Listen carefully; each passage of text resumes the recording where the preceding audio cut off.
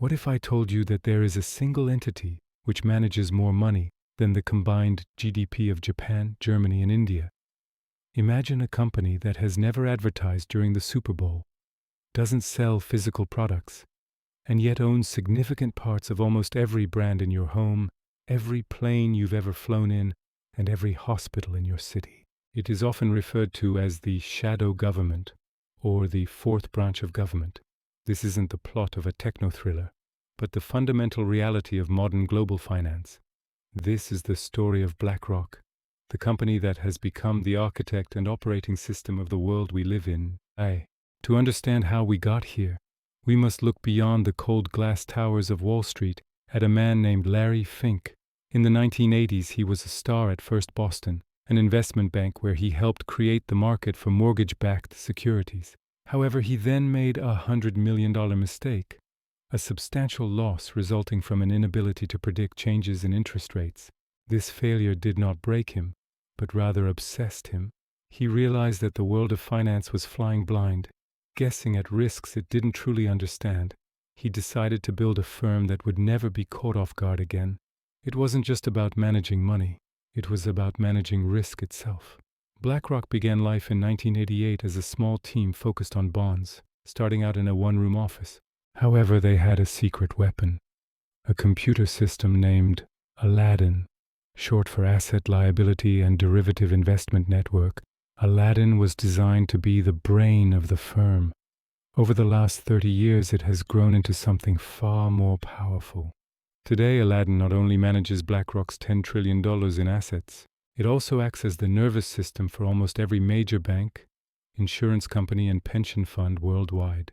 It monitors over $20 trillion in global assets, tracking everything from geopolitical shifts in the Middle East to weather patterns in the Midwestern United States in order to predict market movements. When one system monitors so much of the world's wealth, the distinction between analyzing the market and being the market begins to disappear.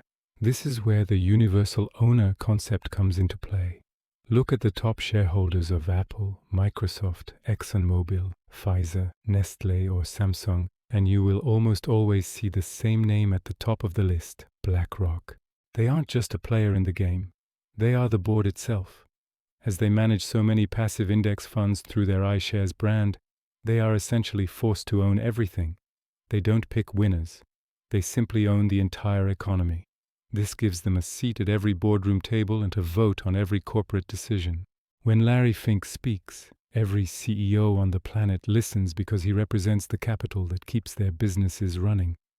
However, in recent years, this silent giant has stepped into the spotlight, and the world has begun to feel uneasy about its enormous influence. BlackRock has become the face of a movement called ESG, Environmental, Social, and Governance. Larry Fink started writing annual letters to CEOs, essentially telling them that if they did not follow BlackRock's vision of social and environmental progress, they would risk losing BlackRock's capital. Some saw this as a heroic move to save the planet using the power of the markets. To others, however, it was a corporate social credit system, whereby a select group of unelected billionaires in New York would decide how society should function. This raises a terrifying question. In a democracy, should the voters or the firm that manages their retirement funds have more power? The tension reached breaking point when BlackRock moved into the one place where humans feel most protective, their homes. As the housing crisis intensified, reports emerged of major investment firms buying up thousands of single-family homes and outbidding middle-class families with cash offers. While BlackRock argues that it is only a small part of the total market, its presence symbolizes a fundamental shift in the American dream, the financialization of everything. We are moving towards a world in which you don't own your home, your car, or your tools, but simply rent them from the giant that manages the world's wealth. It is a world of permanent subscription, managed by an algorithm. Perhaps the most alarming aspect of BlackRock's power is its relationship with the state.